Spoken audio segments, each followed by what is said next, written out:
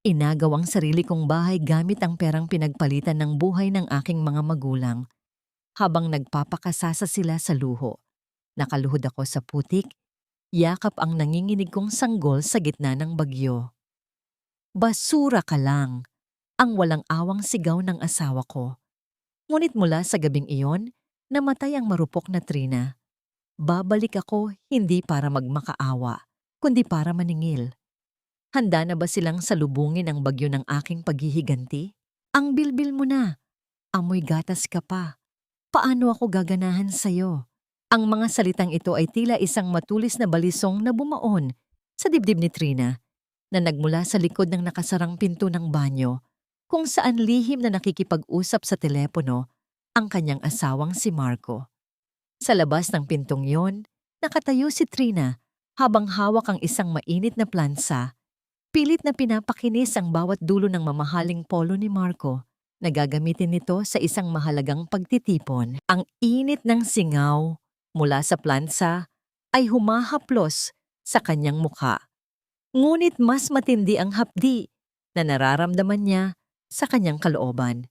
Ang kanyang katawan na nagbago at lumubo dahil sa pagdadala ng kanilang anak sa loob ng 9 na buwan ay naging paksa ng panunuya ng lalaking pinangakuan siyang mamahalin sa hirap at ginhawa. Dahan-dahang binitawan ni Trina ang hawak na plansa sa ibabaw ng lamesa. Tila nawalan ng lakas ang kanyang mga bisig upang ituloy ang gawaing bahay na buong puso niyang ginagawa para sa asawa.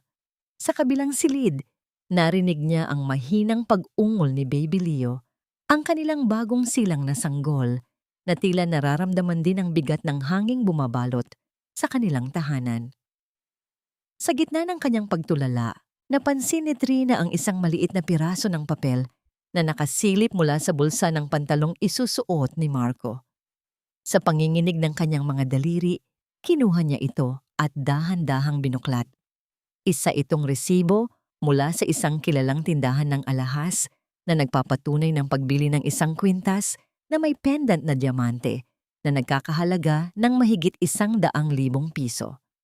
Ang nakasulat na pangalan ng tatanggap ay hindi Trina, kundi isang Stella V. Ang bawat hibla ng kanyang pagkatao ay tila unti-unting nadudurog habang binabasa ang pangalang iyon.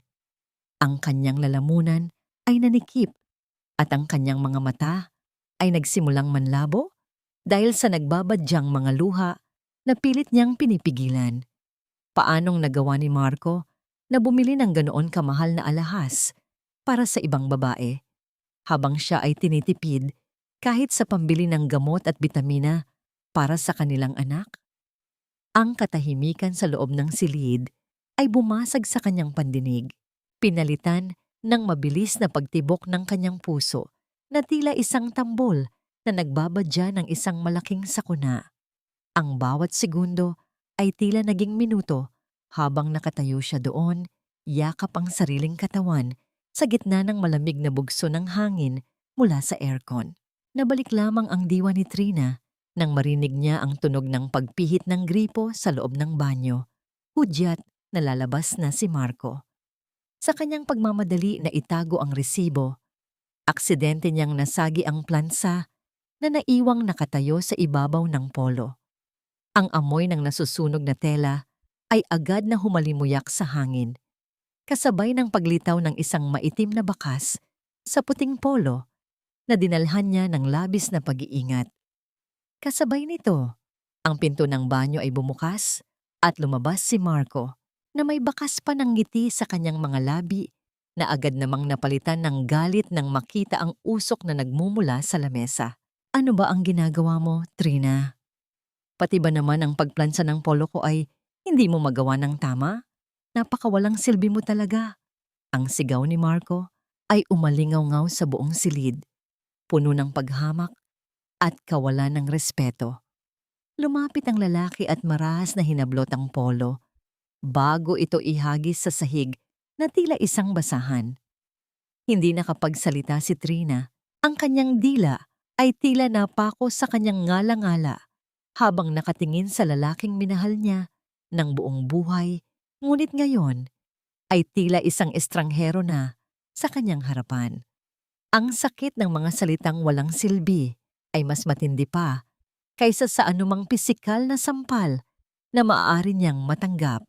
Hindi pa man humuhupa ang tensyon sa pagitan ng mag-asawa, ang katahimikan ay muling nagulo ng isang malakas at sunod-sunod na pagbagsak ng kamay sa kanilang pintuan. Ang tunog ng kahoy na tinatamaan ng matitigas na kamao ay nagparamdam ng kaba sa dibdib ni Trina. Ang boses ni Doña Carmen, ang kanyang biyenan, ay narinig mula sa labas, puno ng awtoridad at galit, na tila may dalang masamang balita. Trina, buksan mo itong pinto. Alam kong nariyan ka. Huwag mong paghintayin ang asawa mo at ang bisitang dala namin. Sa bawat paghampas sa pinto, tila ang bawat bahagi ng mundo ni Trina ay unti-unti ring nagigiba. Alam niya sa kanyang sarili na ang pagdating ng kanyang biyenan sa ganitong oras ay hindi magdadala ng kapayapaan. Sa kabila ng kanyang panghihina, dahan-dahan siyang lumakad patungo sa pinto. Bit-bit ang bigat ng resibong nakatago sa kanyang palad at ang hapdi ng katotohanang ang kanyang asawa ay may kinalaman sa ibang babae. Sa kanyang isipan, isang tanong ang paulit-ulit na umaalingaw-ngaw na tila isang sumpa. Hanggang kailan niya kayang tiisin ang hapdi ng pag-ibig na unti-unti nang pumapatay sa kanyang kaluluwa. Dahan-dahang pinihit ni Trina ang kandado ng pinto at sa bawat pag-ikot nito ay tila unti-unting nabubuwag ang kaisa-isang harang na naghihiwalay sa kanya mula sa mas malaking kapahamakan. Ang pagbukas ng pinto ay nagluwal kay Doña Carmen na ang kanang kamay ay mahigpit na nakakapit sa kanyang tsuwintas na rosaryo, habang ang mga butil nito ay nagbabanggaang pilit sa bawat galaw ng matanda. Ngunit sa likod ng huwad na kabanalang iyon, ang kanyang mga mata ay naglalabas ng apoy ng panghahamak. Hindi siya nag-iisa. Isang babae ang pumasok kasunod niya, isang babaeng nagngangalang Stella, na ang bawat hakbang ay nagpapahiwatig ng yaman at kapangyarihan, habang ang kanyang bahagyang umaumbok na tiyan ay sadyang idiniin sa kanyang suot na mamahaling sutla. Ang baho naman dito, Marco. Amoy panis na gatas at pawis. Ang maarteng reklamo ni Stella habang tinatakpan ng kanyang ilong gamit ang isang panyo na may burda ng ginto. Ang kanyang mga mata ay gumala sa bawat sulok ng silid na pinagsikapan ni Trina na panatilihing malinis sa kabila ng pagod sa pag-aalaga ng sanggol. Lumapit siya sa kama at walang pasintabing kumuha ng ilang libong piso mula sa kanyang mamahaling bag bago ito marahas na isinaboy sa harap ni Trina. Trina, right? Here is 5,000 pesos. Lumabas ka muna at bumili ng gatas para sa anak mo. I need some private time with Marco to discuss something important. Ang bawat papel na lumagpak sa sahig ay tila mga sampal sa dangal ni Trina. Ramdam niya ang panginginig ng kanyang mga tuhod, ngunit pinilit niyang tumayo ng tuwid. Ito ang kwarto namin ng asawa ko. Wala kayong karapatang pumasok dito at utusan ako sa loob ng sarili kong tahanan. Ang nanginginig, ngunit may paninindigang sagot ni Trina. Ang kanyang puso ay kumakaba ng mabilis. Tila isang ibong nakakulong sa hawla na pilit na kumakawala sa gitna ng matinding takot at galit. Hindi pa man natatapos ang kanyang sinasabi. Ang marahas na pagdapo ng palad ni Doña Carmen sa kanyang pisngi ay nag-iwan ng isang nagbabagang marka at nagdulot ng isang matinding hapdi na gumuhit hanggang sa kanyang kalooban. Ang lakas ng impact ay nagpaatras kay Trina, ngunit sa gitna ng pagkahilo, ang una niyang ginawa ay ang sunggaban si Baby Leo mula sa duyan at yakapin ito ng mahigpit upang magsilbing kalasag laban sa anumang karahasan. Wala kang utang na loob. Nakalimutan mo na bang kinuha ka lang namin sa lansangan dahil sa awa? Isang munting may sakit at mamatay-gut mong ulila na binigyan namin ng bubong. Ang bulyaw ni Doña Carmen habang ang kanyang mga daliri ay mariing nakabaon sa rosaryo na tila ba ang pananalangin ay sapat na upang hugasan ang kanyang kalupitan. Sa sandaling iyon, Pumasok si Marco sa silid. Sa halip na protektahan ng kanyang asawa na may bakas ng sampal sa mukha, ay agad siyang lumapit kay Stella at inalalayan ito sa baywang. Ang kanyang boses nang magsalita siya kay Trina ay kasing lamig ng yelo at kasing talim ng patalim. Trina, huwag mo nang palalain ang sitwasyon. Stella is pregnant with my child and she needs a comfortable place.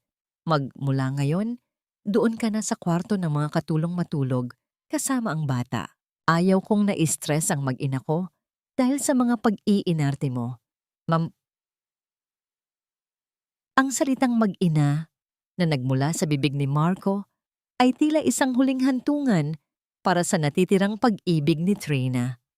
Habang nakayakap sa kanyang umiiyak na sanggol, pinanood niya kung paano marahas na hinablot ni Doña Carmen ang kanyang mga damit mula sa cabinet at isa-isang inihagis ang mga ito sa madilim na pasilyo ng bahay. Ang bawat piraso ng tela na bumabagsak sa sahig ay tila bahagi ng kanyang buhay na unti-unting kinukuha sa kanya sa loob ng bahay na siya naman talaga ang nagmamay-ari. Lalong naging mabigat ang hangin sa loob ng silid nang lumapit si Stella kay Marco at bumulong sa pandinig nito, sapat lamang upang marinig din ni Trina ang mga salita. Tungkol sa isang plano ng pagsasali ng titulo ng bahay ay nagdulot ng isang malamig na kilabot sa likod ni Trina. Bago pa man siya makasagot, ang pintuan ng kanilang dating silid ay marahas na isinara ni Doña Carmen sa kanyang harapan, kasabay ng isang huling babala na tila isang hatol ng kamatayan. Mag-impake ka na ng lahat ng basura mo, Trina. Dahil bukas na bukas din, wala na kayong puwang ng anak mo sa pamamahay na ito. Naiwang nakatayo si Trina sa madilim na pasilyo, yakap ang kanyang anak at ang mga damit na nakakalat sa kanyang paanan. Ang bawat patak ng ulan na nagsisimulang humampas sa bubungan ng bahay ay tila sumasabay sa pag-agos ng kanyang mga luha na hindi na niya kayang pigilan. Ang dilim ng gabi ay tila naging isang malaking hukay na handang lumamon sa kanila habang ang tunog ng pagpihit ng pangalawang kandado mula sa loob ng silid ay nagpatunay na ang kanyang asawa ay tuluyan na siyang tinalikuran. Huwag mo kaming subukan, Trina. Kung ayaw mong kalad ka rin kita palabas, sumunod ka ng kusa. Ang boses ni Marco ay walang bakas ng pag-aalinlangan. Tila ba hindi niya kaharap ang babaeng nagbigay sa kanya ng anak at naging katuwang niya sa loob ng ilang taon. Ang kanyang mga kamay ay mahigpit na nakahawak sa braso ni Trina. Pilit itong hinahila patungo sa pintuan ng bahay habang ang malakas na bugso ng hangin mula sa labas ay nagpaparamdam na ng paparating na unos. Ang bawat hakbang ni Trina ay puno ng pagtutol. Ngunit ang kanyang panghihina, dahil sa puyat at gutom, ay hindi sapat upang labanan ang lakas ng kanyang asawa. Sa gitna ng kaguluhan, yakap-yakap ni Trina si Baby Leo na nagsisimula nang dumaing dahil sa init ng kanyang katawan. Ang sanggol ay may sinat at ang bawat hikbi nito ay tila isang karayom na tumutusok sa puso ni Trina. Sa gilid ng pintuan, nakatayo si Doña Carmen na may krus na nakasabit sa kanyang leeg, ngunit ang kanyang mga labi ay naglalabas ng mga salitang kasing aitim ng gabi. Ilabas mo na yan, Marco. Baka mahawa pa kami sa sakit ng batang yan. Wala tayong mapapala sa isang inang pabaya at isang anak na sakitin. Ang matanda ay nagkrus pa. Tila ba ang pagtataboy sa sariling apo ay isang banal na tungkulin na dapat niyang gampanan. Isang marahas na tulak ang nagpadulas kay Trina sa basang semento ng kanilang beranda. Ang tunog ng pagtamaan ng kanyang tuhod sa matigas na sahig ay naging hudyat ng simula ng kanyang pagdurusa sa ilalim ng ulan. Ang langit ay tila nakisimpatya sa kanyang pait nang magsimulang bumuhos ang malalakas na patak ng tubig na agad na nagpabasa sa kanyang manipis na duster at sa kumot na nakabalot kay Baby Leo. Sa gitna ng dilim, nakita ni Trina ang pag-awang ng pinto sa huling pagkakataon. Sumigaw siya. Ang kanyang boses ay napaos sa pagmamakaawa habang kinakatok ang kahoy na pintuan hanggang sa mamula at magsugat ang kanyang mga kamao. Marco, buksan mo ito. Kahit wag na ako. Ang anak mo na lang. May lagnat si Leo. Mamamatay siya sa lamig. Ang sigaw ni Trina ay nilamon ng ingay ng malalakas na patak ng ulan sa bubungan. Ang pintuan ay sandaling bumukas at sa isang saglit ay umasa si Trina na nanaig ang konsensya ng kanyang asawa. Ngunit ang lumabas ay si Doña Carmen na may hawak na basang diaper na ginamit ni Leo kanina. Walang ano-ano ay inihagis ito ng matanda nang direkta sa mukha ni Trina bago muling isara ang pinto at ipinigil ang lahat ng trangka. Ang tunog ng mga kandadong naglalapat ay tila naging huling hantungan ng lahat ng pangarap ni Trina sa loob ng bahay na yon. Napatitig si Trina sa bintana ng ikalawang palapag kung saan nakabukas ang ilaw ng kanilang dating silid. Doon, sa likod ng kurtina, ay alam niyang naroon si Stella at Marco, nagpapakasasa sa init habang siya ay nanginginig sa ginaw.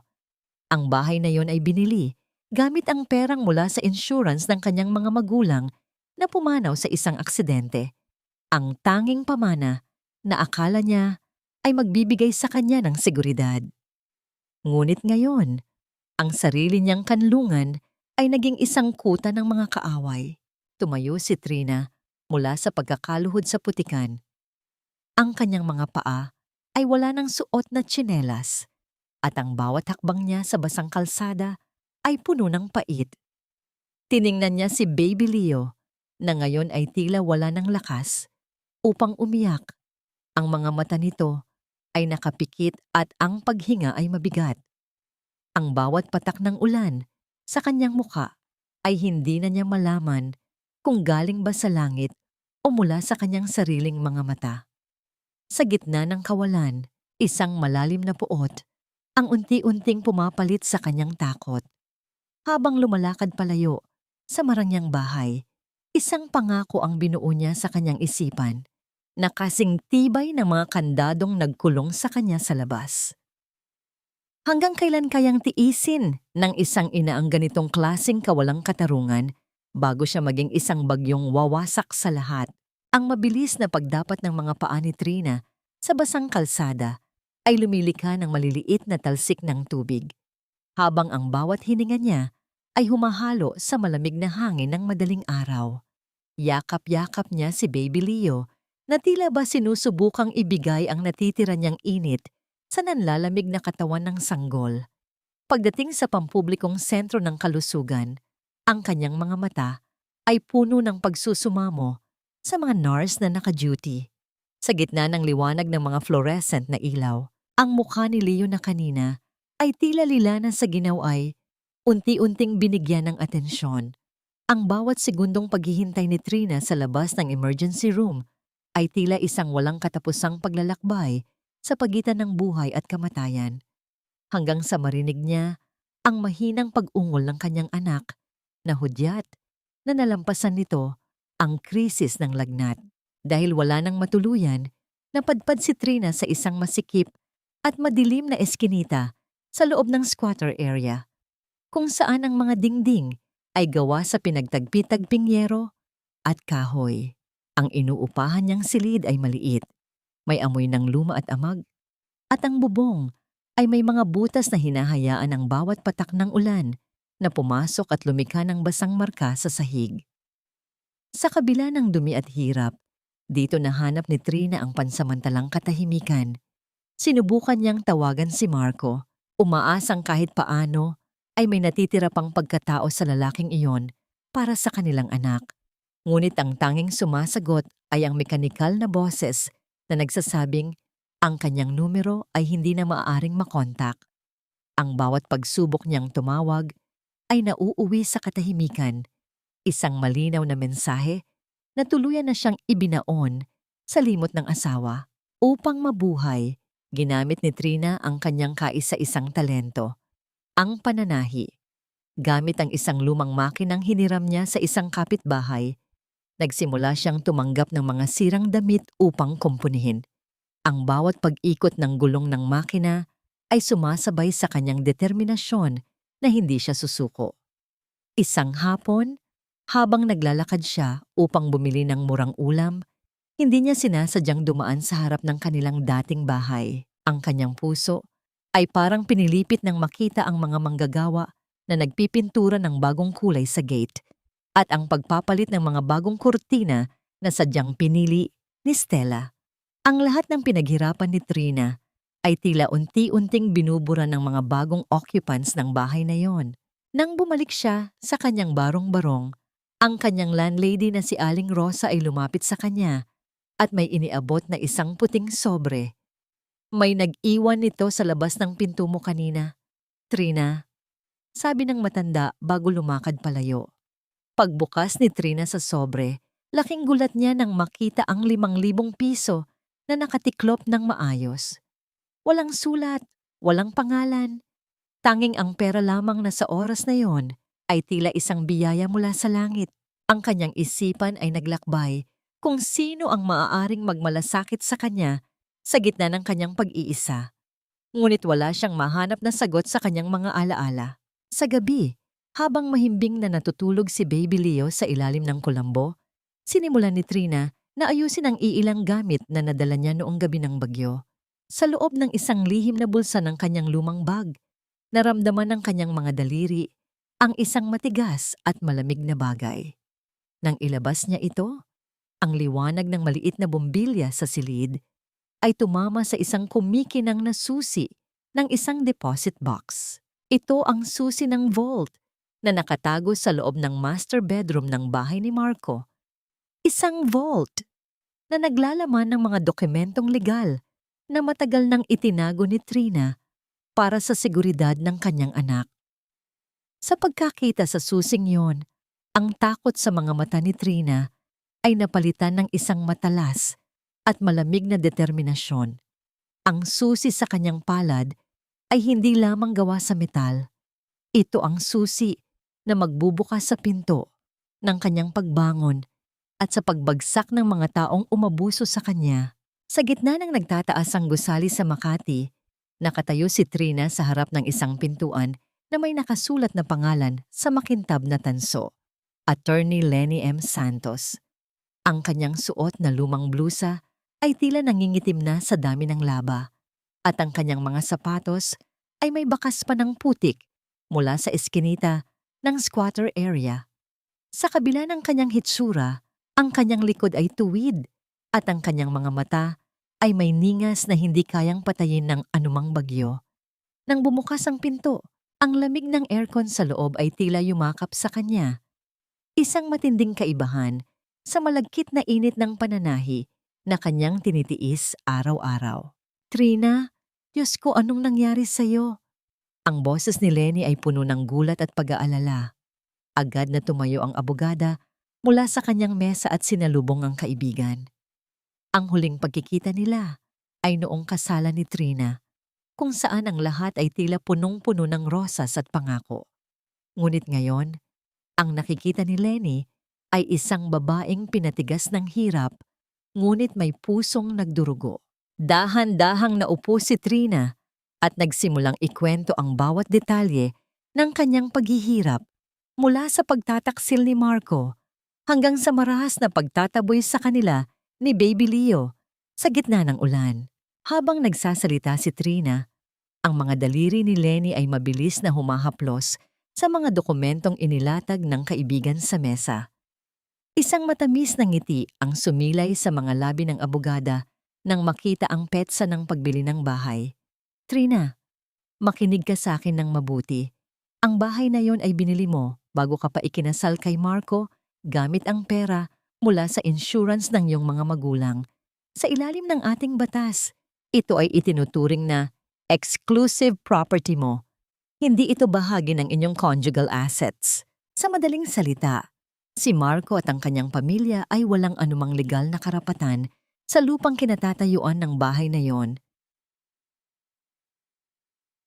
Ang mga salita ni Lenny ay tila isang malakas na agos ng tubig na naghugas sa lahat ng takot ni Trina. Ngunit bago pa man makapagsalita si Trina tungkol sa pagbawi sa bahay, hinawakan ni Lenny ang kanyang kamay. Huwag muna ngayon, Trina. Hayaan nating isipin nila na nanalo sila. Hayaan nating gastusin ni Stella ang lahat ng pera niya sa pagpapaayos at pagpapaganda ng bahay mo. Habang mas malaki ang inaabono nila, mas masakit ang magiging pagbagsak nila kapag inilabas na natin ang utos ng korte. Ang kailangan natin ngayon ay ebidensya ng kanilang pagsasama ni Stella habang kasal pa kayo ni Marco. Sa gitna ng kanilang pag-uusap, kinuha ni Lenny ang isang tasa ng mainit na kape at iniabot ito kay Trina. Ang usok mula sa tasa ay humahaplos sa mukha ni Trina at sa unang pagkakataon, sa loob ng mahabang panahon, naramdaman niya ang tunay na init ng pagkakaibigan. Napansin ni Lenny ang mga maliliit na sugat sa daliri ni Trina dahil sa karayom at marahan niya itong hinawakan. Hindi ka nag-iisa sa laban na ito, Trina. Ibabalik natin ang lahat ng kinuha nila sa'yo nang may kasamang interes. Nang papaalis na si Trina sa opisina, ang kanyang lumang cellphone ay biglang umilaw dahil sa isang papasok na mensahe mula sa isang hindi kilalang numero. Ang mga titik na lumabas sa screen ay tila mga uling na nagbabaga. Magmadali ka, Trina. May kausap si Marco na broker ngayon. Pinaplano niyang isanla ang bahay mo para pondohan ang negosyong itatayo nila ni Stella. Ang mensaheng iyon ay nagpadala ng isang matinding kaba sa kanyang dibdib. Kung maisasanla ni Marco ang bahay gamit ang pekeng dokumento, maaaring mawala sa kanya ang lahat bago pa man siya makakakilos. Sa gitna ng mataong kalsada, naramdaman ni Trina ang mabilis na pagtibok ng kanyang puso habang ang bawat segundo ay tila naging isang karera laban sa oras. Ang kadiliman ng gabi ay nagsisilbing kumot na bumabalot sa bawat hakbang ni Trina habang papalapit siya sa mataas na bakod ng kanyang dating tahanan.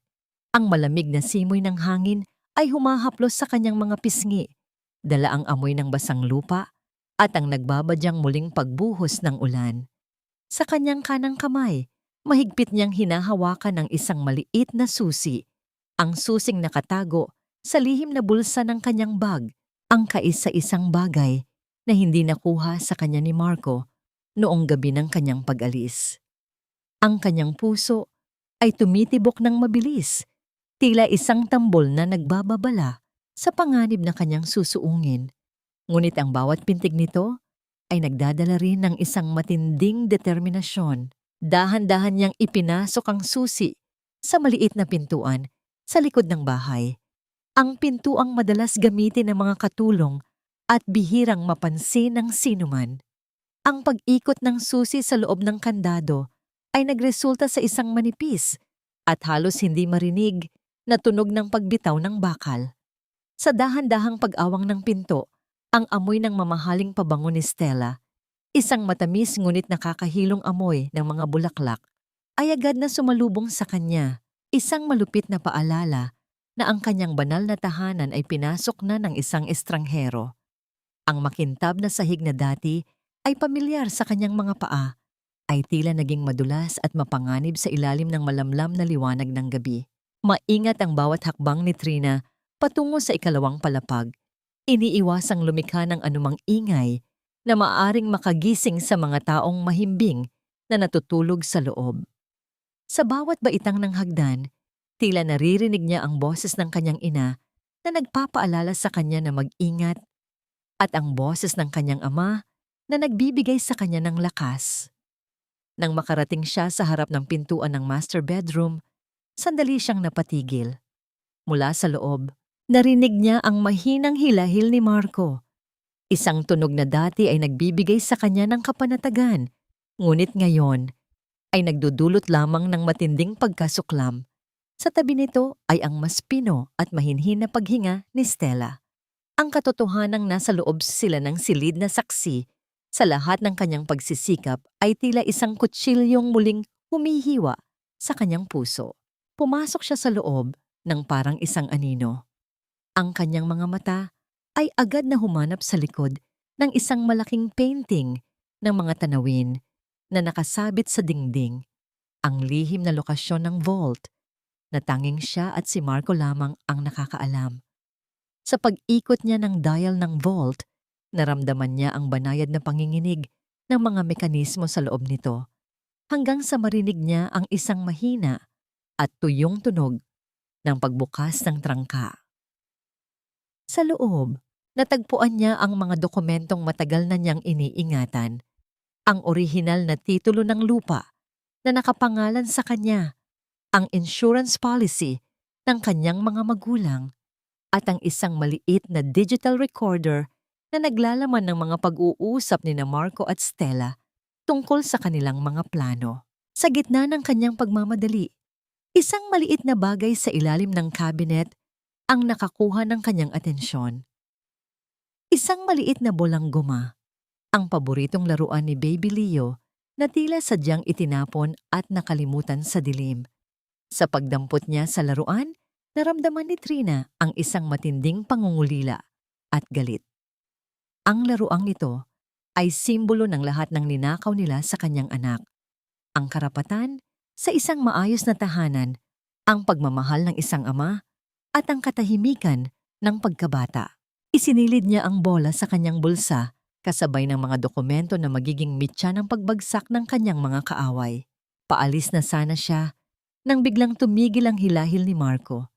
Narinig ni Trina ang pag-ikot ng katawan ng kanyang asawa sa ibabaw ng kama at ang mahinang pag-ungol nito.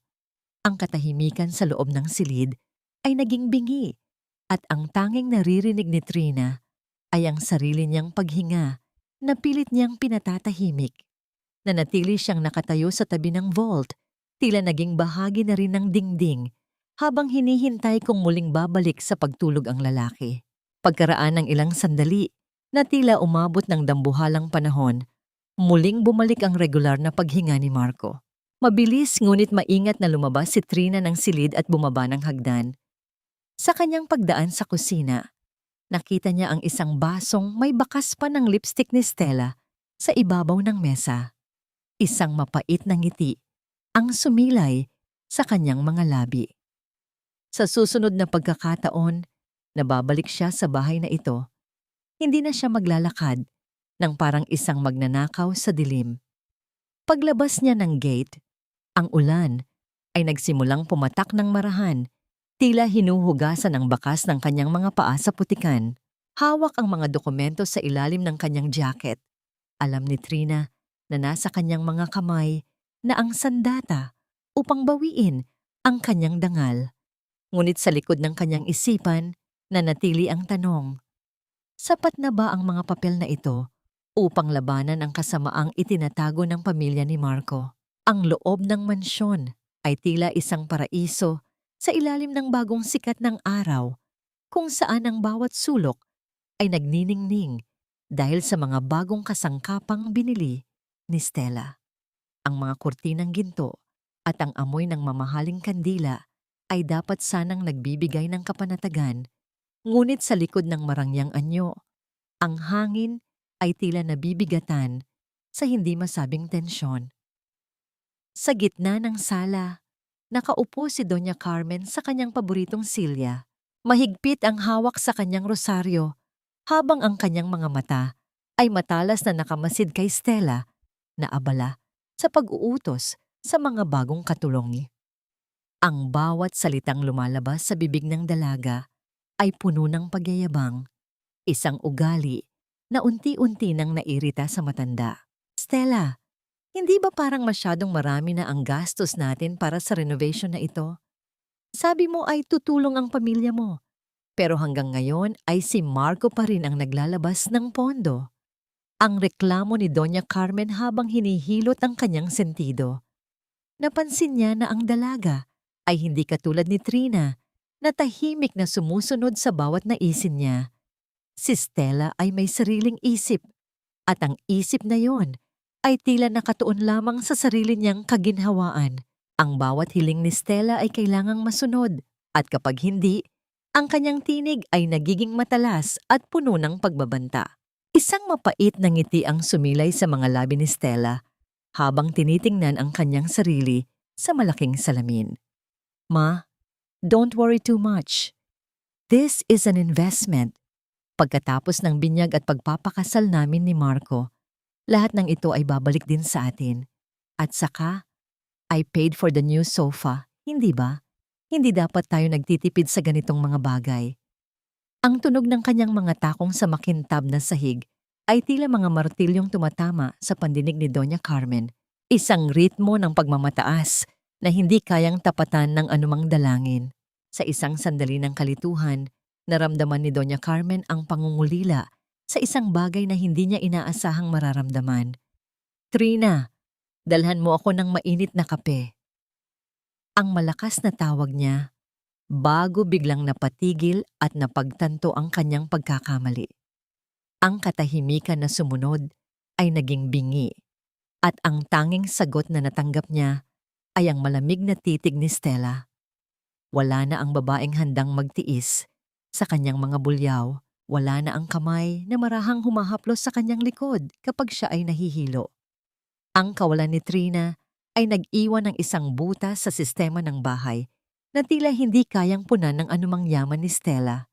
Samantala, sa kabilang dako ng lungsod, sa loob ng isang maliit at madilim na barong-barong, ang tunog ng makina ng pananahi ni Trina ay tila isang awit ng pag-asa. Ang bawat pag-apak niya sa pedal ay sumasalamin sa kanyang determinasyon na bumangon mula sa putikan. Sa tabi niya, si Baby Leo ay masiglang naglalaro ng maliit na bolang goma na nakuha ni Trina mula sa mansyon. Ang pawis sa noo ni Trina ay simbolo ng kanyang kalayaan. Isang kalayaang walang halaga ng ginto ang makakatumbas. Ang bawat tahi niya sa mga sirang damit ay tila pagbubuo rin ng kanyang sariling pagkatao na dati ay pinagpipiraso ng mga kamay ni Marco. Ang katahimikan sa buhay ni Trina ay muling nabulabog nang makatanggap siya ng isang tawag mula kay Attorney Lenny. Trina, nagsimula na kaming magpadala ng mga paunang legal notices tungkol sa property. Asahan mo na anumang araw ay magugulo ang pugad ng mga ahas na yan. Ang balitang ito ay nagdulot ng isang matinding kaba, ngunit may kasamang pananabik sa dibdib ni Trina. Alam niyang ang lamat sa kristal na buhay ni Marco at Stella ay unti-unti nang lumalalim, at sa isang maling galaw, ang lahat ng kanilang itinatagong kasinungalingan ay tuluyan ng magkakapira-piraso. Habang lumulubog ang araw, ang anino ng mansyon ay tila nagiging isang higanting halimaw na nagbabadya ng panganib. Sa loob, narinig ni Doña Carmen ang malakas na pagtatalo ni Marco at Stella sa kabilang silid tungkol sa isang nawawalang dokumento sa vault. Ang pagkawala ng susing hawak ni Marco ay nagdulot ng isang malalim na hinala sa kanyang isipan. Sa gitna ng dilim, naramdaman ni Marco ang isang malamig na pawis sa kanyang likuran. Isang liham ang nakalagay sa ibabaw ng kanyang mesa, may selyo ng korte na tila isang anino ni Trina na bumalik upang bawiin ang lahat ng ninakaw sa kanya. Ang ritmo ng karayom na paulit-ulit na tumutusok sa makapal na tela ay tila nagsisilbing tibok ng puso sa loob ng maliit na silid ni Trina. Sa bawat pag-apak niya sa pedal ng lumang makina, ang tunog ng mga bakal na nagkikiskisan ay nagbibigay sa kanya ng isang uri ng kapanatagan, isang himig ng pagsisikap na malayo sa masakit na katahimikan ng mansyong kanyang iniwan. Ang pawis na dumadaloy sa kanyang likuran ay hindi na pasanin, kundi isang patunay na ang bawat butil nito ay para sa kinabukasan nila ni Baby Leo. Ang kanyang mga daliri, na dati ay tanging paglilinis lamang ng mga kagamitan ni Marco ang alam, ngayon ay bihasa na sa pagbuo ng mga disenyo na nagbibigay ng bagong buhay sa mga lumang damit. Isang gabi, matapos ang mahabang oras ng pagtatrabaho, dahan-dahang binuksan ni Trina ang isang maliit na garapon ng baso na nakatago sa ilalim ng kanyang higaan. Ang tunog ng mga barya at papel na pera na naglalapat sa loob nito ay tila isang matamis na musika sa kanyang pandinig. Hindi ito kalakihan, ngunit ito ang unang pagkakataon sa loob ng maraming taon na naramdaman niya ang tunay na kapangyarihan ng sariling pagod. Para sa iyo ito, anak. Ang mahinang bulong niya habang pinagmamasdan ang mapayapang pagtulog ni Leo. Sa gabing iyon, hindi lamang pera ang naipon ni Trina, kundi pati na rin ang unti-unting pagkakabuo ng kanyang nadurog na pagkatao. Kinabukasan, sa kabila ng pagod, naglakad si Trina patungo sa palengke upang bumili ng isang maliit na sapatos para kay Leo. Ang bawat hakbang niya sa kalsadang puno ng tao ay may dalang bagong uri ng dignidad. Nang hawakan niya ang maliliit at malalambot na sapatos, naramdaman niya ang isang mainit na bugso ng kaligayahan sa kanyang dibdib. Ito ang kanyang golden moment, ang sandali kung saan napatunayan niya sa sarili na kaya niyang ibigay ang pangangailangan ng kanyang anak nang hindi lumuluhod sa harap ni Marco o nagmamakaawa sa kalupitan ni Doña Carmen. Ang kislap sa mga mata ni Leo nang isuot ang sapatos ay sapat na upang burahin ang lahat ng pait ng nakaraan. Habang nagdiriwang si Trina sa kanyang simpleng tagumpay, ang kadiliman ay tila lumalamon na sa mansyon sa Forbes Park. Sa loob ng opisina ni Marco, ang hangin ay puno ng usok ng sigarilyo at matinding pagkabalisa. Hawak ni Marco ang puting sobre mula sa korte at ang kanyang mga kamay ay hindi mapigil sa panginginig. Hindi maaari ito. Paanong nangyari na sa kanya ang lahat? Ang nanginginig niyang tanong sa sarili. Ang bawat salita sa legal na abiso ay tila mga anino ni Trina na bumabalik upang maningil. Ang kanyang pagtatangkang isanla, ang bahay ay naharang dahil sa isang adverse claim na isinampa ni Attorney Lenny, isang legal na pader na hindi niya inaasahang mabubuo ng ganoon kabilis. Pumasok si Stella sa silid. Ang kanyang mukha ay balot ng makapal na makeup, ngunit hindi nito maitago ang galit sa kanyang mga mata. Marco, bakit tumigil ang trabaho sa garden? Sabi ng mga kontraktor, hindi mo pa raw binabayaran ang huling installment. Ang kanyang tinig ay matalas at walang pakundangan, isang malayo at masakit na kaibahan sa malambot na boses ni Trina na dati ay laging nag-aalala sa kanyang kalagayan. Ang lamat sa pagitan ni Marco at Stella ay tila isang bangin na unti-unti nang lumalawak dahil sa usapin ng pera at kasinungalingan. Sa bawat sandali, nararamdaman ni Marco na ang marangyang buhay na ninakaw niya ay unti-unti nang dumudulas sa kanyang mga daliri. Isang gabi, habang nag-aayos ng mga huling tahi, narinig ni Trina ang isang mahinang pagkatok sa kanyang pintuan. Ang tunog ng kahoy na tinatamaan ng marahang mga daliri ay nagdulot ng kaba sa kanyang dibdib. Nang buksan niya ang pinto, hindi niya inaasahan ang taong nakatayo sa labas. Isang lalaking may suot na uniforme ng isang courier. May hawak na isang malaking kahon na walang pangalan ng nagpadala. Para kay Mrs. Trina de la Cruz po. Iyang maikling sabi nito bago mabilis na lumakad palayo sa madilim na eskinita. Sa pagbukas ni Trina ng kahon, ang bumungad sa kanya ay hindi lamang mga mamahaling tela, kundi isang lihim na maaaring magpabago sa takbo ng kanyang pakikipaglaban. Sino ang nagpadala nito at ano ang koneksyon nito sa mga aninong pilit niyang tinatakasan? Ang amoy ng bagong pintura at ang matapang na kemikal ng varnish ay bumabalot sa bawat pasilyo ng mansyon, isang halimuyak na dapat sana ay sumisimbolo sa isang bagong simula.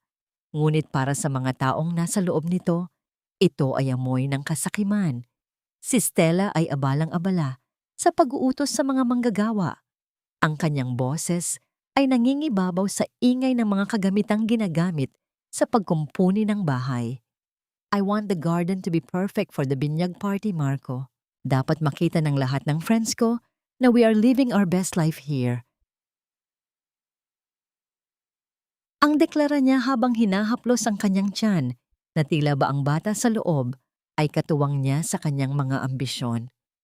Ginigugol ni Stella ang malaking bahagi ng kanyang sariling ipon para sa renobasyon ng bahay sa maling paniniwala na ang bawat pako at semento na idinaragdag niya ay nagpapatibay sa kanyang pagmamay-ari sa lupang hindi naman sa kanya.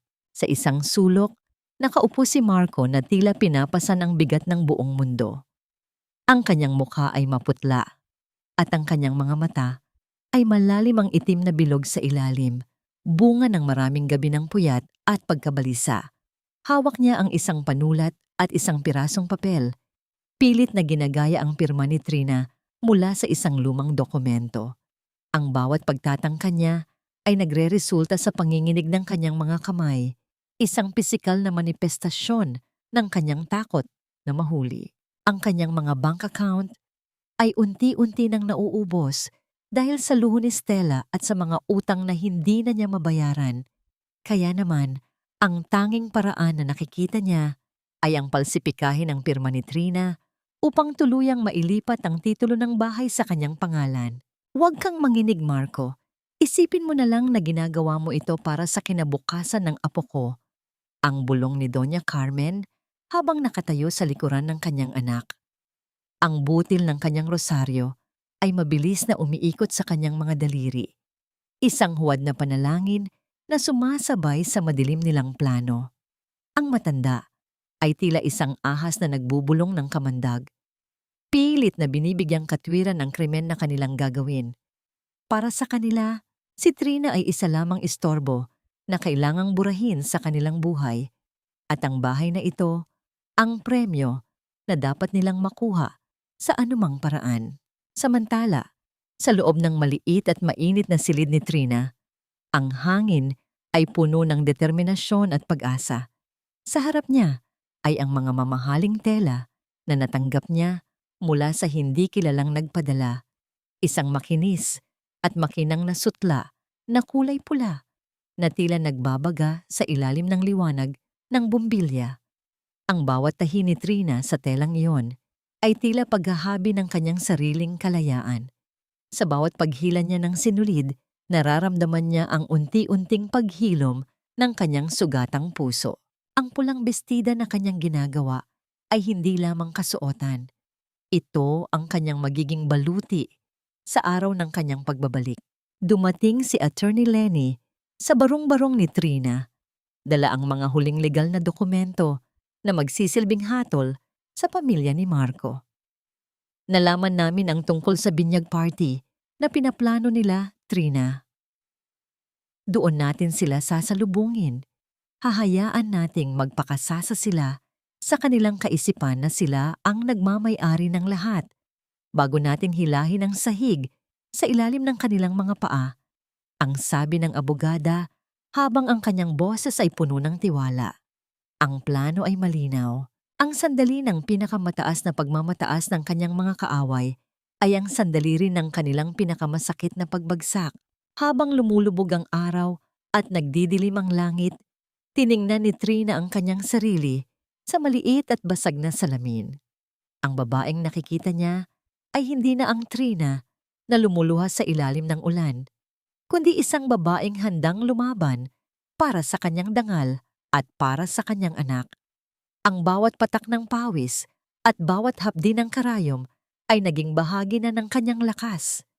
Sa kabilang dako ng lungsod, ang malutong na tawa ni Stella ay umaalingaw-ngaw sa mansyon. Hindi alam na ang bawat sentimong ginagastos niya sa bahay na yon ay isang donasyon lamang sa babaeng kanyang hinahamak. Ang huling tahi ay natapos na at ang pulang bestida ay handa na para sa isang gabi na kailanman ay hindi nila malilimutan. Ang bawat hibla ng pulang sutla sa ilalim ng mga daliri ni Trina ay tila naglalabas ng sariling init. Isang kulay na sumisimbolo sa dugo ng kanyang mga magulang at sa apoy ng kanyang determinasyon. Sa loob ng maliit na silid na dati ay puno ng luha. Ang tanging maririnig ngayon ay ang dahan-dahang pag-ungol ng makina ng pananahi at ang mahimbing na paghinga ni Baby Leo. Ang pulang bestida ay tapos na. Isang obra maestrang binuo mula sa pait at pag-asa. Habang sinusukat ni Trina ang huling bahagi nito sa harap ng basag na salamin, ang babaeng nakatingin sa kanya ay hindi na ang pulubing pinalayas sa gitna ng ulan, kundi isang reyna na handang bawiin ang kanyang kaharian. Dumating si Attorney Lenny na may dalang isang itim na folder. Ang laman nito ay ang mga dokumentong magsisilbing hatol sa lahat ng kasinungalingan ni Marco. Narito na ang court order, Trina. Kasama ang sheriff at ang mga pulis, handa na tayong isagawa ang writ of possession sa oras ng kanilang selebrasyon. Ang deklara ng abogada, habang ang kanyang boses ay puno ng katiyakan. Hinawakan ni Trina ang mga papel. Naramdaman ang gaspang ng dokumento at ang amoy ng tinta na tila amoy ng kalayaan. Ang bawat pirma niya sa mga legal na abiso ay tila bawat hakbang patungo sa pagbawi ng kanyang dangal. Sa mansyon, ang ingay ng mga kagamitang pangkusina at ang mabilis na paglalakad ng mga caterers ay nagbibigay ng buhay sa isang maling pangarap. Si Stella ay suot ang isang puting bestida na tila ba siya ay isang inosenteng birhen habang mabusising tinitingnan ang bawat detalye ng dekorasyon para sa binyag at party. Dapat walang maging pagkakamali, Marco. This is my grand introduction as the lady of this house, Iyam. Ang deklara niya habang humihigop ng mamahaling wine. Si Marco naman ay pilit na itinatago ang panginginig ng kanyang mga kamay sa loob ng bulsa ng kanyang pantalon. Ang huling balita na natanggap niya tungkol sa legal na hakbang ni Trina ay tila isang aninong laging nakasunod sa kanya. Ngunit pilit niya itong isinasantabi sa paniniwalang sapat na ang kanyang mga pekeng dokumento. Mag-ingat ka, Marco. Ang mga taong walang natitira ay kadalasang sila ang pinakamapanganib. Ang babala ni Doña Carmen habang mabilis na pinapatakbo ang mga butil ng kanyang rosaryo sa pagitan ng kanyang mga daliri. Ang matanda ay nakaramdam ng isang kakaibang kilabot sa kanyang likuran, isang malamig na hangin na hindi kayang pigilan ng mga saradong bintana. Ang kanyang huwad na panalangin ay tila hindi na sapat upang patahimikin ang kanyang konsensya na matagal na niyang ibinaon sa ilalim ng kanyang kasakiman. Ang kislap ng mga kristal na chandelier ay tila mga matang nakamasid sa bawat dumi ng kanilang kalooban. Huling tiningnan ni Trina ang kanyang sarili sa salamin. Inayos niya ang kanyang buhok at naglagay ng pulang lipstick na tumutugma sa kulay ng kanyang damit. Ang bawat galaw niya ay puno ng grasya at bagsik. Sa kanyang bulsa, naramdaman niya ang maliit na bolang goma ni Leo, isang paalala kung bakit niya ito ginagawa. Hindi lamang ito tungkol sa pera o sa bahay. Ito ay tungkol sa katotohanang walang sinuman ang may karapatang tapakan ang pagkatao ng isang ina. Ang bawat butas sa kanyang mga daliri mula sa pananahi ay naging mga medalya ng kanyang katapangan. Isang puting taxi ang dahan-dahang huminto sa tapat ng eskinita. Bitbit ang kanyang bag at ang folder ng katotohanan. Lumabas si Trina ng barong-barong nang hindi lumilingon sa likod. Ang bawat hakbang niya sa putikan ay tila pag-iiwan na sa lahat ng sakit at kahirapan. Pagpasok niya sa sasakyan, binuksan niya ang imbitasyong ipinadala sa kanya ng isang hindi kilalang tao. Ang imbitasyon para sa binyag ng anak ni Stella sa sarili niyang bahay. Ang kanyang mga mata ay nanatiling matatag habang sinasabi ang direksyon sa driver. Ang gabi ay nagsisimula pa lamang at ang bagyong itinatago ni Trina sa loob ng kanyang dibdib ay handa nang sumabog sa harap ng mga taong nag-akalang wala na siyang lakas upang bumalik. Ang bawat sulok ng mansyon ay nalulunod sa liwanag ng mga kristal na chandelier na tila mga bituing sadyang ibinaba upang saksihan ang rurok ng tagumpay ni Marco at Stella. Ang amoy ng mamahaling wine at ang bango ng mga sariwang bulaklak ay humahalo sa halimuyak ng mga pagkaing inihanda ng mga kilalang caterer. Sa gitna ng sala, itinaas ni Marco ang kanyang baso. Ang kanyang mukha ay maliwanag sa ilalim ng mga ilaw habang nakangiti sa mga bisitang mula sa matataas na lipunan. Isang tagay para sa bagong simula ng aming pamilya at para sa biyayang idinulot ng tahanang ito, ang masaya niyang deklara. Sa tabi niya, si Stella ay tila isang reyna sa kanyang puting bestida, habang si Doña Carmen ay abalang ipinagmamayabang sa kanyang mga kumare ang bawat gamit na pinalitan nila. Tila ba ang bawat pako sa dingding ay galing sa kanilang sariling pagsisikap. Ngunit ang masiglang tugtugan ng violin at ang malulutong na tawa ng mga panauhin ay biglang naputol ng marahan, ngunit marahas na bumukas ang malaking pintuan ng mansyon. Sa gitna ng liwanag, isang anino ang lumitaw na unti-unting naging malinaw. Isang babaeng suot, ang isang nagbabagang pulang bestida na tila humahamon sa lahat ng kaputian sa loob ng silid. Ang bawat hakbang ni Trina sa makintab na sahig ay lumilikha ng isang ritmo ng awtoridad. Ang kanyang ulo ay nakataas at ang kanyang mga mata ay may talim na hindi pa nila kailanman nakita. Sa likuran niya, tila mga bantay ng katarungan, ay nakatayo si Attorney Lenny at dalawang opisyal ng pulisya na may mga mukhang kasing tigas ng bato. Ang katahimikan sa loob ng mansyon ay naging bingi, sapat upang marinig ang mahinang tunog ng pagbitaw ng tsuwintas na rosaryo ni Doña Carmen mula sa kanyang nanginginig na mga kamay. Ang mga butil ng rosaryo ay nagkalat sa sahig, isang simbolo ng kanyang nagkakapira-pirasong kapangyarihan. Trina, anong ginagawa mo rito? Ikaw na babaeng walang utang na loob. Guard! Palayasin ang pulubing ito. Ang hysterical na sigaw ng matanda, habang ang kanyang mukha ay namumula sa galit at takot. Akmang lalapit si Marco upang hawakan ang braso ni Trina at kaladkarin ito palabas. Ngunit sa isang mabilis at malamig na galaw, iniwasan ni Trina ang kanyang kamay at tiningnan siya ng diretso sa mga mata. Isang titig na nagpadama kay Marco ng isang uri ng kilabot na hindi kayang pawiin ng anumang alak. Sa isang senyas ni Trina sa mga pulis, ang huling bahagi ng musika ay tuluyan ng huminto. Ang katahimikan ay tila isang mabigat na kumot na bumalot sa lahat ng mga panauhin. Pasensya na sa abala sa inyong marangyang pagtitipon. Ang simula ni Trina, ang kanyang boses ay kalmado, ngunit bawat salita ay may bigat ng isang hatol.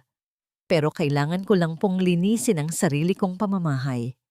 May mga squatter po kasi na illegal na naninirahan dito at oras na para sila ay walisin.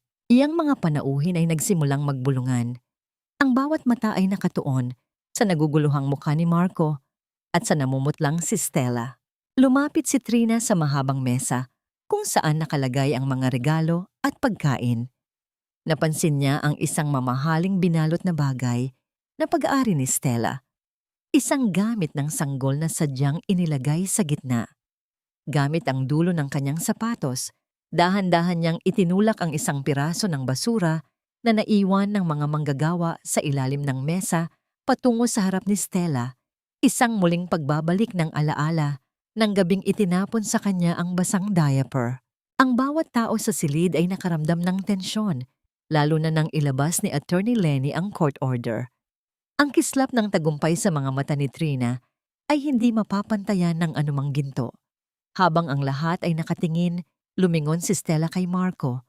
Ang kanyang boses ay nanginginig sa pagdududa. Totoo ba, Marco? Kanino ba talaga ang bahay na ito? Sinong tunay na nagmamay-ari sa bawat pader na binayaran ko? Ang tanong na yon ay tila huling pako sa kabaong ng lahat ng kanilang mga kasinungalingan. Ang bawat pahina ng itim na folder na hawak ni Attorney Lenny ay tila mga talim ng katarungan na unti-unting humihiwa sa huwad na dangal ng pamilya ni Marco. Sa gitna ng naglalakihang mga mata ng mga panauhin, dahan-dahang inilabas ng abogada ang orihinal na titulo ng lupa at ang writ of possession na may selyo ng hukuman. Gaya ng nakasaad sa batas, ang lupang ito at ang lahat ng nakatayo rito ay pag-aari ni Mrs. Trina de la Cruz bago pa man ang kanilang pag-iisang dibdib. Ang anumang transaksyong ginawa ni Mr. Marco de la Cruz nang walang pahintulot ng tunay na may-ari ay walang bisa at itinuturing na panloloko. Ang bawat salita ni Lenny ay tila mga hampas ng martilyo na nagpapatibay sa katotohanang matagal ng pilit na ibinabaon sa limot. Sa gitna ng desperasyon, lumapit si Marco kay Trina. Ang kanyang mukha ay balot ng pawis at ang kanyang mga mata ay pilit na nagpapakita ng pagsisisi. Trina, mahal, pag-usapan natin ito. Isipin mo ang ating pamilya. Isipin mo si Leo.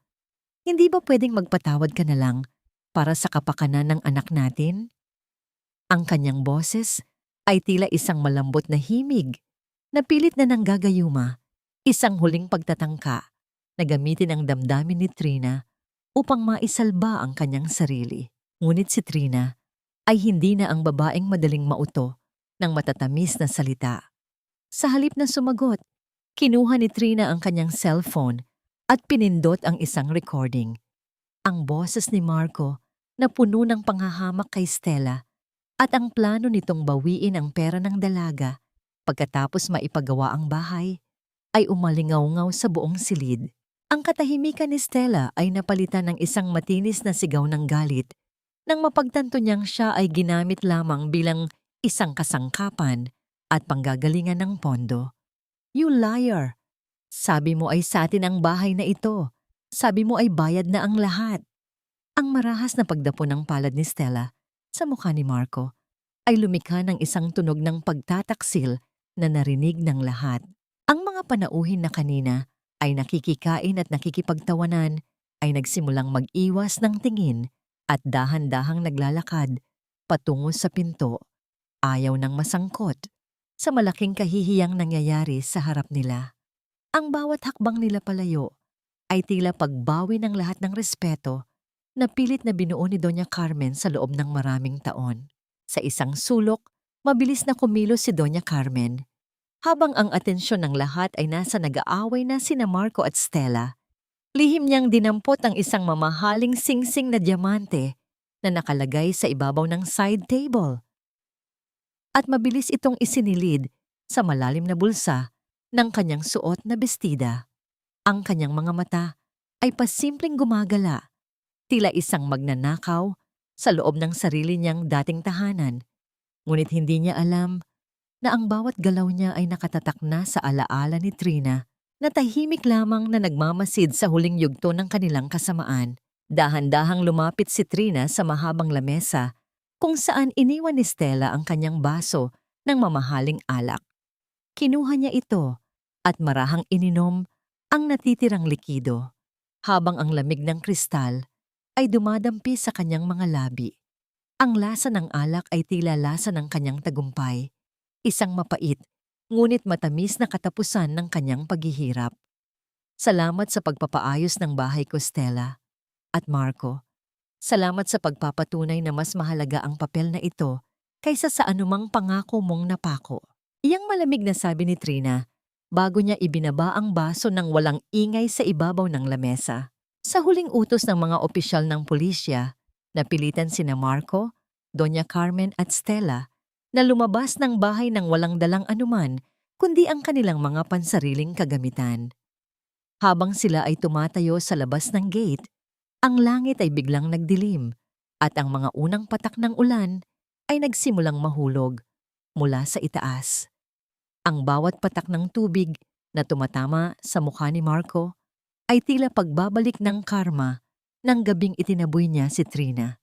Ang mga panauhin ay nagmamadaling sumakay sa kanilang mga sasakyan, iniiwan ang pamilya ni Marco na mag-isang nakatayo sa ilalim ng ulan, basang-basa at binalot ng matinding kahihiyan.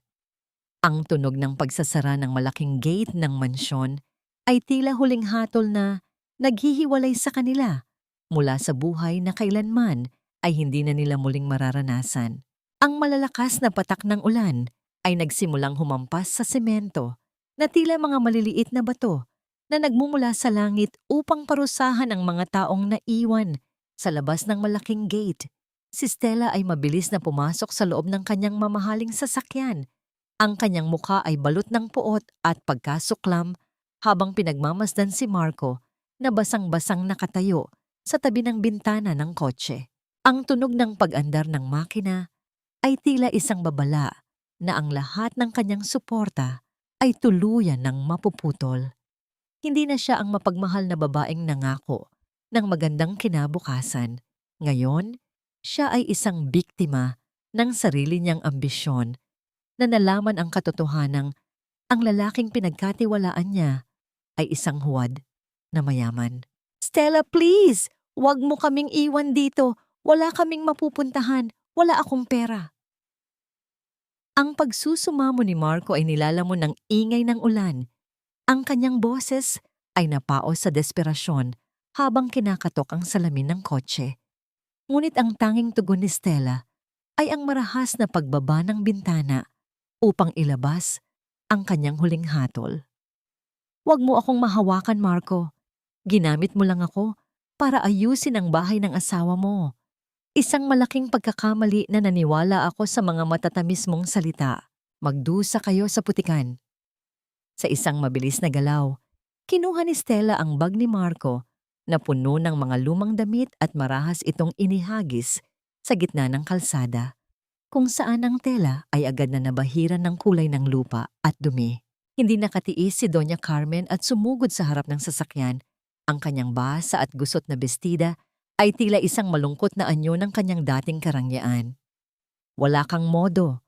Pagkatapos ka naming kupkupin at hayaang tumira sa bahay na ito, ganyan ang isasagot mo sa amin? Isang babaeng tsurahang katulad mo ay walang karapatang bastusin kami." Ang boses ng matanda ay tumitinis sa galit. Ang kanyang mga daliri ay nanginginig habang itinuturo ang dalaga. Ngunit sa halip na matakot, isang malamig na tawa ang pinakawalan ni Stella bago niya marahas na itinulak ang pinto ng kotse na nagdulot ng pagkawala ng balanse ni Doña Carmen hanggang sa ito ay mapaupo sa malamig at basang bugso ng tubig sa kalsada. Mula sa itaas, sa balkonahe ng ikalawang palapag, nakatayo si Trina habang nakakrus ang kanyang mga bisig. Ang kanyang pulang bestida ay tila isang apoy na nagliliyab sa gitna ng kulay abong paligid ng ulan. Pinagmamasdan niya ang eksena sa ibaba nang walang anumang emosyon sa kanyang mukha. Isang tahimik na manonood sa isang dula ng karma na siya mismo ang nagbukas ng tabing. Nakita niya kung paano nagkalat sa putikan ang tsuwintas na rosaryo ni Doña Carmen. Ang mga butil nito, na dati ay pinapaikot sa panalangin ngayon, ay tila mga walang halagang bato sa ilalim ng ulan. Ang bahay na ito, na binuo mula sa insurance ng kanyang mga magulang, ay muli nang malinis mula sa mga taong kumulapapol ng dumi sa bawat sulok nito. Ang sasakyan ni Stella ay mabilis na humarurot palayo, nag-iiwan ng malaking talsik ng maduming tubig sa suot ni na Marco at Doña Carmen. Ang katahimikan na sumunod ay naging masakit. Tanging ang tunog ng ulan na tumatama sa mga dahon ng halaman ang maririnig.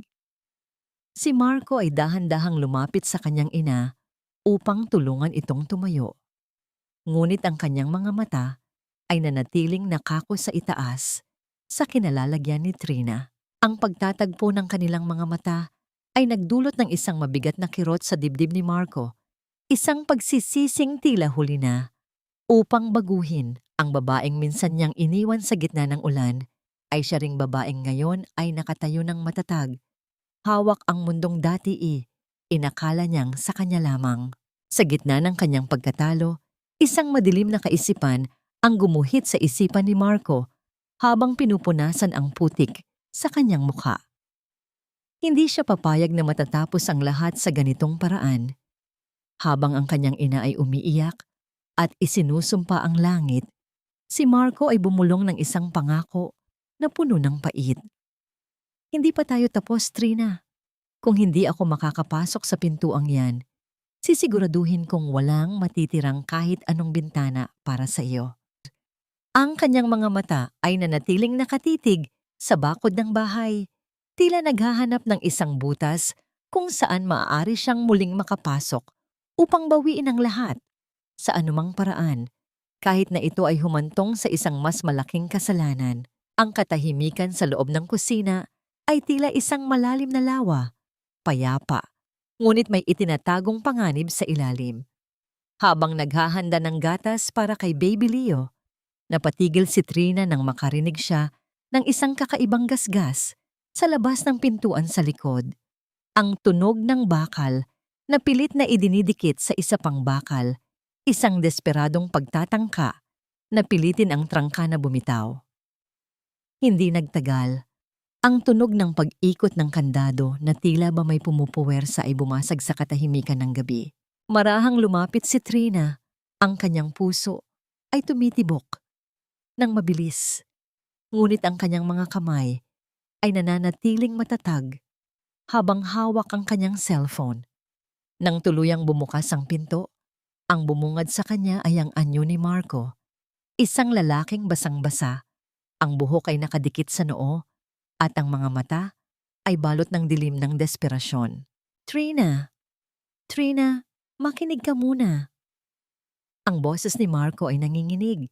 Tila isang anino na lamang ng kanyang dating mapagmataas na sarili. Ang kanyang mga paa ay nag-iiwan ng bakas ng putik sa malinis na sahig na dati ay katuwang siyang nagpapakasasa sa karangyaan. Sa halip na sumigaw, nanatiling nakatayo si Trina. Pinagmamasdan ang lalaking dati ay itinuring niyang mundo, ngunit ngayon ay tila isang estrangherong pumasok sa kanyang kanlungan. Ang bawat patak ng tubig mula sa damit ni Marco ay lumilikha ng isang maliit na lawa sa sahig. Isang simbolo ng kanyang tuluyang pagbagsak sa putikan. Biglang lumuhod si Marco sa harap ni Trina. Ang kanyang mga kamay ay mahigpit na humahawak sa mga binti ng asawa, habang ang kanyang muka ay puno ng huwad na pagsisisi. Patawarin mo ako, Trina. Nagkamali ako, nadala lang ako ng tukso ni Stella at ng sulsol ni Mama.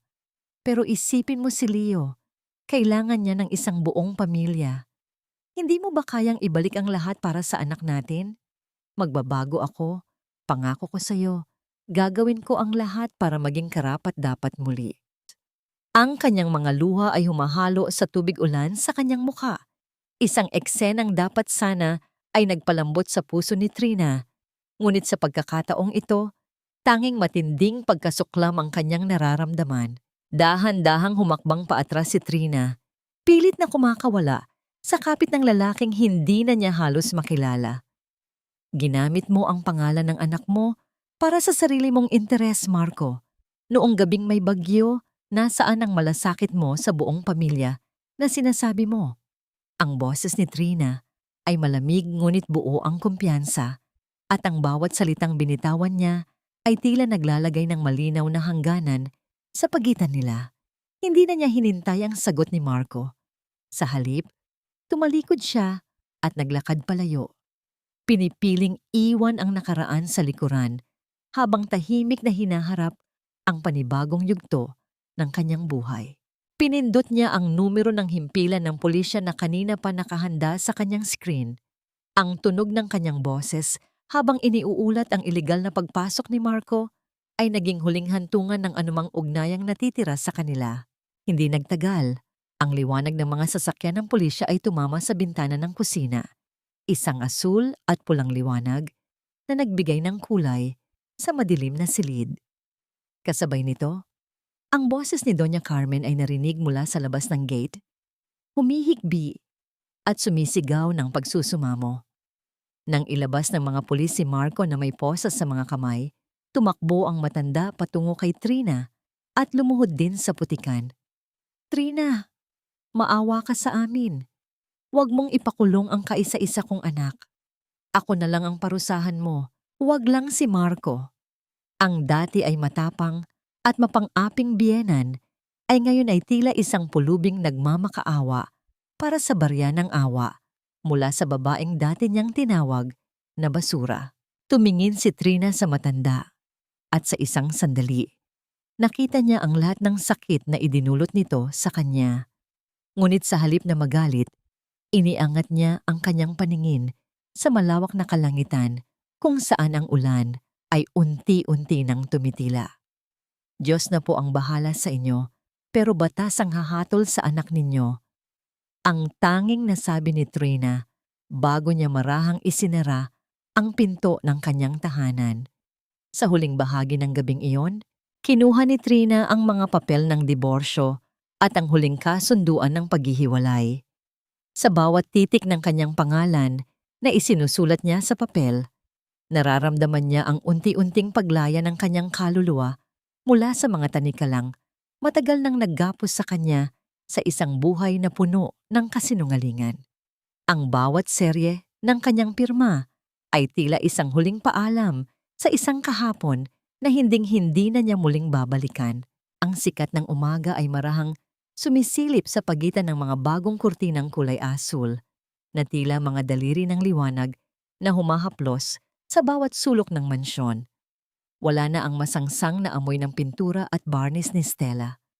Pinalitan ito ng sariwang halimuyak ng mga rosas na bagong pitas mula sa hardin at ang nakaka-relax na amoy ng mainit na kape at gatas. Ang bawat silid na dati ay saksi sa mga sigawan at pait ay punong-puno na ngayon ng isang uri ng katahimikan na hindi nakakabingi kundi nagbibigay ng kapanatagan. Sa loob ng tahanang ito, ang hangin ay malinis na, tila hinugasan ng bawat dalangin at luha na dumana sa gitna ng unos. Malayo sa karangyaan ng Forbes Park, ang mundo ni na Marco ay lumiit sa loob ng isang rehas na bakal.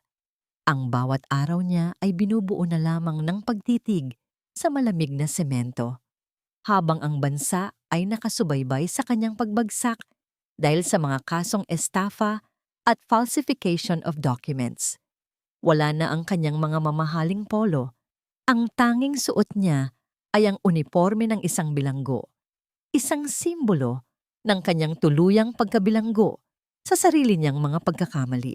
Si Doña Carmen naman ay naging isang anino na lamang sa kalsada, madalas makitang naglalakad ng nakayuko upang iwasan ang mga mapanghusgang mata ng mga dating kakilala. Ang hiya na dati ay kinatatakutan ni Trina ay naging isang mabigat na krus na ngayon ay pasan-pasan ng matanda, habang pilit na pinagkakasya ang kakaunting barya para sa kanyang pang-araw-araw na pagkain. Si Stella ay bumalik sa kanyang pamilya, ngunit ang pintuan ng kanilang mansyon ay nanatiling sarado para sa kanya dahil sa kahihiyang idinulot niya sa kanilang pangalan. Ang bawat hiyas na ninakaw o nakuha niya sa pamamagitan ng panlilinlang ay tila naging mga uling na nagbibigay ng pait sa kanyang bawat sandali.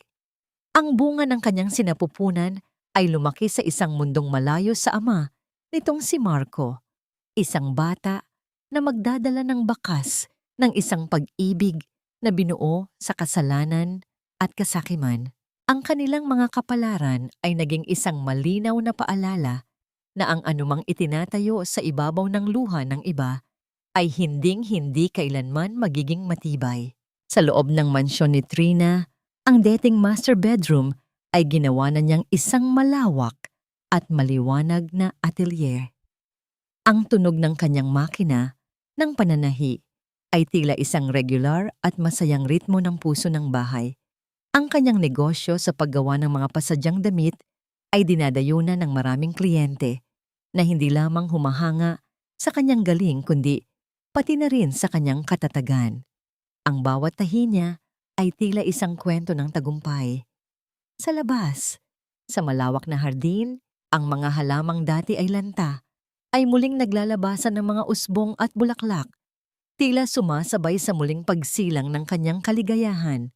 Isang hapon, habang nag-aayos ng mga huling detalye sa isang gown, lumapit si Baby Leo na ngayon ay marunong na ring gumapang at maglaro. Ang bata ay may hawak na isang piraso ng papel na may mga makukulay na guhit ng Crayola, isang abstract na sining na gawa ng maliliit na kamay. Ngumiti si Trina at binuhat ang anak. Naramdaman ng bango nito na mas matamis pa kaysa sa anumang pabango sa mundo. Naglakad siya patungo sa dingding kung saan dati ay nakasabit ang kanyang malaking portrait ng kasal ni na Marco. Dahan-dahan niyang kinuha ang lumang frame at ipinalit ang guhit ni Leo. Ang tunog ng frame na inilalagak sa loob ng basurahan ay tila huling hatol na nagtapos sa isang madilim na yugto ng kanyang buhay. Ang huling sikat ng araw ay tumama sa mukha ni Trina habang nakatanaw siya sa bintana. Ang kanyang mga mata ay wala ng bakas ng takot o galit, kundi puno ng isang malalim na kapayapaan. Alam niya na ang sugat ng nakaraan ay maaaring mag-iwan ng peklat. Ngunit ang peklat na yon ay simbolo lamang ng kanyang pagkapanalo. Sa kanyang bisig, ang kanyang anak ay tumatawa ng malakas, isang himig na nagpapatunay na pagkatapos ng pinakamalakas na bagyo, ang liwanag ay laging darating para sa mga pusong hindi sumusuko. Ang bahay na ito ay hindi na lamang gusaling gawa sa semento. ito ay isa ng tunay na tahanan. Isang kanlungan ng pagmamahal, katarungan, at isang bagong simula na walang hanggan. Ang bawat tibok ng orasan sa dingding ng salas ay tila isang mahinang paalala ng bawat segundong lumipas mula noong gabing ang ulan ay naging saksi sa kanyang pagkadurog. Sa loob ng tahanang ito, ang hangin ay hindi na mabigat sa mga lihim at kasinungalingan. Sa halip, ito ay puno ng amoy ng bagong luto, na pagkain at ang malinis na halimuyak ng mga bulaklak sa hardin. Nakaupo si Trina sa kanyang paboritong silya sa beranda, habang pinagmamasdan ang unti-unting paglubog ng araw na nagbibigay ng kulay kahel at ginto sa kalangitan. Ang katahimikan ay hindi na nakakabingi, kundi isang masarap na musika na nagpapahiwatig na ang bagyo sa kanyang buhay ay tuluyan ng lumipas. Madalas siyang tanungin ng kanyang sarili kung napatawad na ba niya ang mga taong kumuha ng lahat sa kanya. Sa kanyang malalim na pag-iisip, nahanap ni Trina ang sagot sa gitna ng kanyang kapayapaan. Ang pagpapatawad para sa kanya ay hindi nangangahulugang pagbabalik sa dati o paglimot sa sakit. Ito ay ang pagbitaw sa bigat ng puot na matagal nang naggapos sa kanyang puso. Pinatawad niya si Marco at Doña Carmen, hindi dahil karapat-dapat sila, kundi dahil karapat-dapat siyang magkaroon ng isang kaluluwang malaya mula sa anumang kadena ng nakaraan. Ang bawat lamat sa kanyang pagkatao ay hindi na niya tinitingnan bilang isang kapintasan, kundi bilang mga gintong dugtong na nagpapatibay sa kanyang bagong anyo. Ang tunay na binin o kapayapaan ay nahanap ni Trina sa loob ng kanyang sariling mga bisig. Nahanap niya ito sa bawat pagtawa ni Baby Leo, sa bawat tahi ng kanyang makina na nagbibigay ng sapat na kita para sa kanilang kinabukasan, at sa katotohanang hindi na niya kailangang umasa sa sinumang lalaki para sa kanyang halaga. Ang kanyang tahanan ay naging simbolo ng kanyang muling pagsilang. Isang kuta ng katarungan kung saan ang pagmamahal ay hindi humihingi ng kapalit na pagsasakripisyo ng sariling dangal. Ang bawat sulok ng bahay na ito ay nagpapaalala sa kanya na ang isang ina ay may lakas na higit pa sa anumang unos na darating. Ang aral na nais iwan ni Trina sa lahat ng mga kababaihang nakikinig sa kanyang kwento ay simple ngunit malalim. Ang halaga ng isang babae ay hindi nasusukat sa kanyang pagtitiis sa loob ng isang mapanakit na relasyon, kundi sa kanyang dungki o katapangan na tumayo at lumakad palayo para sa sarili at para sa kanyang anak. Ang katarungan ay hindi lamang nakukuha sa loob ng korte. Ito ay nakakamit sa bawat araw na pinipili mong mahalin ang iyong sarili at bumuo ng isang buhay na malaya sa anumang uri ng pang-aabuso. Ang pagtayo sa sariling mga paa ang pinakamatibay na pundasyon ng anumang tahanan. Bilang inyong tagapagsalaysay, ang aking personal na pagtatasa sa kwentong ito ay isang pagpupugay sa lahat ng mga inang Pilipina na dumanas ng kawalang katarungan ngunit mas piniling maging bayani para sa kanilang mga anak. Ang kwento ni Trina ay patunay na ang bawat patak ng ulan sa gabi ay may dalang pangako ng isang mas maliwanag na umaga. Isang dakilang paglalakbay mula sa putikan patungo sa liwanag na nag-iiwan ng isang marka sa ating mga puso na ang pag-ibig, kapag hinaluan ng katarungan at sariling paggalang, ay ang pinakamakapangyarihang lakas sa mundo. Dito nagtatapos ang ating kwento. Ang bawat tahi ay tapos na, ang bawat luha ay tuyo na, at ang bawat puso ay nakahanap na ng kanyang tunay na tahanan.